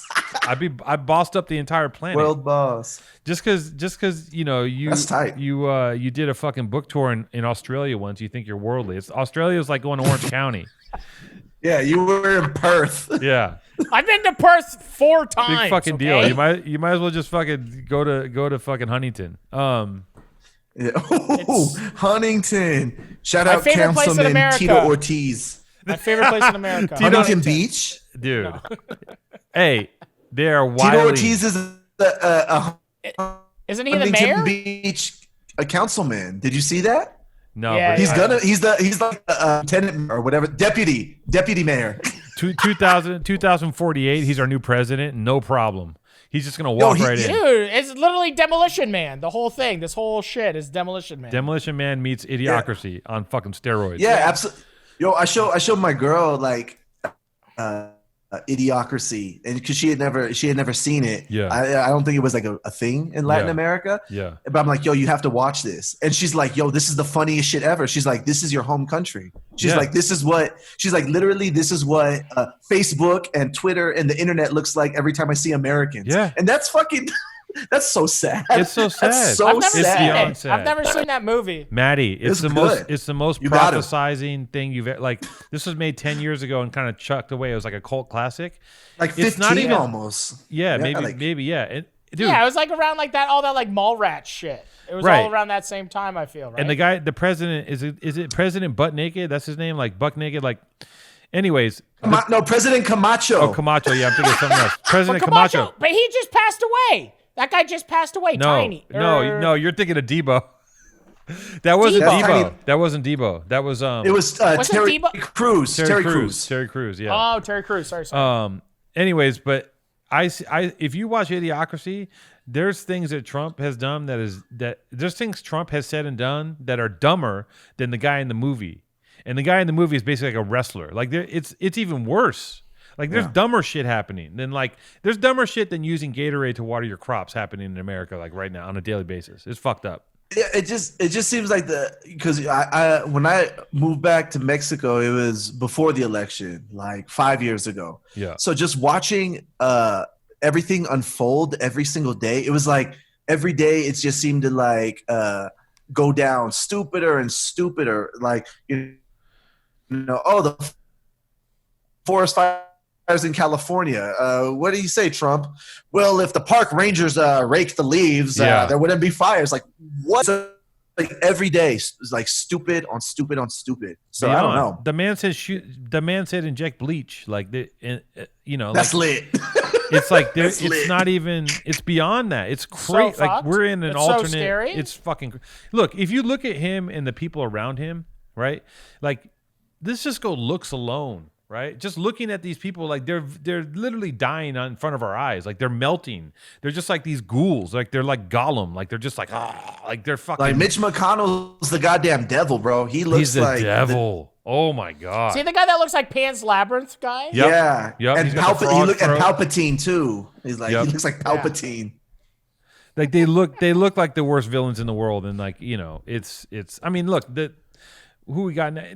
No, none of them are any better. Like they're all fucking corrupt. It's a horrible job. Like the whole thing is disgusting. Like the whole world is. I don't think there's any good politicians. No. Who've said Yeah, it. It's not like, it's not like you're getting in that to be like it's 100% self-serving. Like nobody's actually getting in there to like. Nobody wants to help anybody. Help. Absolutely. Nobody's trying to help the community. No. Yeah, you want to help the community and help people, go be a fucking fireman. You know what I Yeah. mean? Like Yeah, No, go hand out food. They want go more, work at a they food want more bank. money so they can have more orgies and fucking kill more baby, whatever the fuck they're doing. Just eating baby stem cells. Yeah, just eating sucking stem on cells. little. and they're all like they all touch on little kids. Like they're all like weirdos. They're disgusting. weird. I It's don't so like weird. I don't fuck with that. I heard And too if that you had- one of Trump's security guys, right, got COVID from Trump and lost a leg, right, because of blood clots. Yeah. Oh, I saw that. And he started a GoFundMe. So think about this: you're next to Trump. Trump doesn't even give his security the cocktail that those fucking old shits get. Your Secret Service guy has a GoFundMe to fuck because he lost his like. It's so whatever. It's just like beyond. Yeah, it's beyond. It's a shit show. And you know what? I mean, like, I think all these politicians, I think, Democrat, Republican, whatever, I think they're all corrupt. I think All they of them. all use their position. They all use their position of power to enrich themselves and to, cut book deals. And if you're a public servant, right? Like you're elected official, public servant, how the fuck do you get $100 million when your salary is, $60,000 a year? So they're all enriching themselves. But I think more, at least in my lifetime, this has been the most openly corrupt administration. Yeah. And like, it seriously looks like some Mexico shit. Like, Yeah. hey, everyone just loot. It's like it's looting to the 10th degree, while people are getting evicted and dying. It's like I don't know. It's Dude, fucked it's up, fucked. man. It's fucked like, up. Yeah, it's a cash grab, but he doesn't even. The thing is that he's not even good at hiding it. Like he just, but the scary thing is he's opened the door for for someone who's smarter to come along and like build on his Yep. and someone who won't say the stupid thing, someone who won't be as visibly corrupt, but who represents the same kind of hatred and greed and ideology.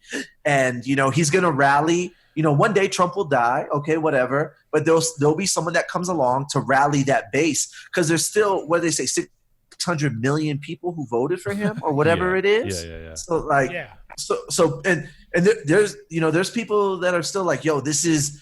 Everything's a hoax, fake news, media this, that, and they're gonna ride that shit until they find someone competent enough to. Yeah, but I think that's the same thing. It's like half of America. It's just a mirror. Like that whole administration is like what either half of America wishes they could be, or something that they actually believe in somehow in a sick way. And it's just like it's like anything. It's like. Half of America is a bunch of fucking racist losers. But it's also like it's a perfect storm. A bunch of babies. Perfect storm of like manipulate. You can't discount the manipulation by like even the Cambridge Analytica. You seen that documentary? Like the manipulation by terrifying. The social media manipulation by Russia, the QAnon thing, which was like another power grab for that person who's manipulating people, combined with Trump, combined with fear, combined with like my theory is like. The racism. This is a backlash. So many people were upset about Obama. Like, not about his policies, just the fact that there's black people fucking in the White House made half of America lose their fucking minds. They went completely crazy. So when Trump Trump gave them anything to grab onto, that's what they're really pissed off about. Like, that's what they're really. I feel like that's what they're really angry about is that shit. Because like. That thinly veiled racism that and unfortunately it just surged. The surge in racism has just gotten like it got tamped down a little bit and you couldn't see it, and now it's just fucking in fire. Now they pour gas on it. Oh, and the times I've been back to the States in the in the last 5 years, it's palpable. You could feel it in the air. Yeah. It's like. Ooh, like even a place like Los Angeles, which you think is like, oh, this is like diverse and respect everyone, progressive. No, you could even feel it there because people aren't even hiding it anymore. No, and it's just, and I think that's the dangerous thing, right? I like to deal in I like to deal in the unknown, but I like facts and I like absolutes, right? Yeah. So you could look back historically and say, oh. The U.S. has caused, much political unrest in Latin America through destabilizing governments. That's fact. Yes, that's fact. That's not message board conspiracy theory. But then when you get into like a lot of all these things like even things like QAnon, 5G, it all like trails back to like racism, xenophobia, intolerance, and like trying to like push that. That's why like sadly like I have a brother who went full like InfoWars. He's like he was at my uncle's funeral. Everyone's masked up and we're talking amongst the at least we could we were able to make this happen during the pandemic. And my brother under his mask, you mean pandemic? I'm like, hey, shut the fuck up. Nobody asked. I had to tell him. We're at my fucking cousin's funeral, and I had to tell my younger brother, whom I love, like, hey, shut the fuck up. Nobody asked you. Yeah. Like, stop embarrassing yourself. Cool. Yeah. Well, like, this isn't the place. This isn't the time or place to talk about, make chirps about the fucking, America. Yeah, like go do that shit on your own time. Well, people get on your message board. People go on your message board. I had to pull the Tony Soprano. Listen, people weren't political. I pulled the Tony Soprano. I was like, embarrassing this family. You're embarrassing the family. You're embarrassing this family. Nobody, listen, the country didn't get political until it got turned into WWF and then everyone started paying attention, right? As soon as you got a wrestler up there, then now everyone's all of a sudden, we care. Like, no one gave a shit. Like, it was like, people didn't vote. But now it's like, you see this stuff. Like, now there's they were emboldened. If they weren't emboldened, they wouldn't be acting out. They were emboldened and they were braced to be racist on a scale. Like, you can't tell me a bunch of people driving around with fucking 2 Trump flags out of their truck isn't saying, like, they're saying something. Those truck nuts. Right. They're like, those are Confederate flags. Dangling. They got the fucking big old nuts hanging down. Truck nuts, brother. Yeah, bro. Truck nuts. But it's just my whole thing is like, it was just so baffling to watch, like, people who fancy themselves like progressive and liberal, you know, like when all this shit started happening, they're like, oh my God, this is not America. How could this shit be happening? They're like, what? Like, you know, when like the police murdering innocent or unarmed black people and innocent people, and, you know, the civil unrest, and people couldn't like fathom it. Oh my God, this is not America. I'm like, what the fuck do you mean? This is like the foundation.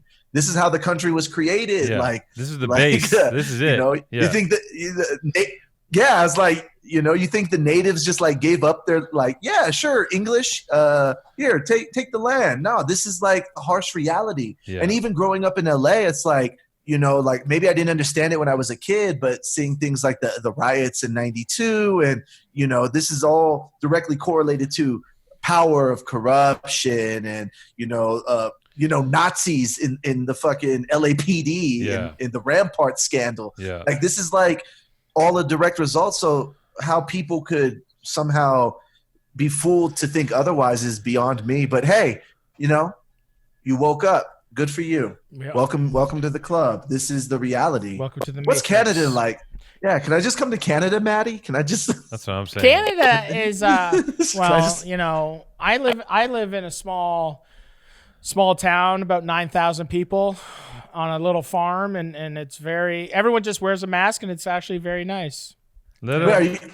Let us come up. Let me and Speaks just come. Hey, post dude, up in the barn. I got a giant barn. I got a cabin. We can't come inside those Speaks. I grow vegetables. It's a beautiful place. That's tight. That's what I'm trying. He wants us to work the farm. An organic farm. It's beautiful. So you want the Mexican to work the farm, huh? Yeah. Huh, yes, Maddie? Speak. Yeah, if you can just come visit me, I need you like 30 hours max a week. Yeah. You can sleep. I got this old bus. I got an old bus at the edge of the property. You can sleep. Bring 10 of your cousins. Yeah. Yeah, like bring your whole 10 of your family. I'll pay for your flights, and then you can work off the price of the flight. It's gonna be. It's kind of like this thing. It's like an indentured servant. Yeah. It's this old concept, but it kind of it still works. It still works today. You have to fuck his wife too, though. That's the other thing. Yeah, and you get to fuck my wife. Thanks, Two Tone. You get to fuck my wife, and me and my 3 beautiful children. No, it's okay, Two Tone. Yeah, you get to fuck my wife. Thanks, Two Tone. And me and my 3 beautiful children will all sit around and watch. That's nice, Two Tone. That's tight. That's nice, Two Tone. That's the show. When you said barn. Oh, what's up? I think, are we wrapping up? We got to wrap up. No. Yeah, we got. Yeah. I gotta get. I have to be somewhere in like 30 minutes. Okay. He has to go. I gotta get down to the sell restaurant. some mushroom soup. Get somewhere. out. Get the fuck off my podcast. Yeah. Speaks like get the fuck out of here. Is powerful speak angels. This is my shit now. Let's by go. the way. Yeah, let's go. We are reclaiming our land. Our internet land. I'm reclaiming the podcast. The podcast that was stolen. Yeah. Get this white guy out of here. Barn. Get I want to this get fucking buff white. in your barn, like Rocky 4. You know when he goes to Siberia and he just gets hella tanned? How the fuck do you get tanned in Siberia? I don't understand it. You get that snow. That's snow blind. You get that snow. Yeah, it reflects. Okay. It reflects off the snow, Speaks. You're just high on cocaine.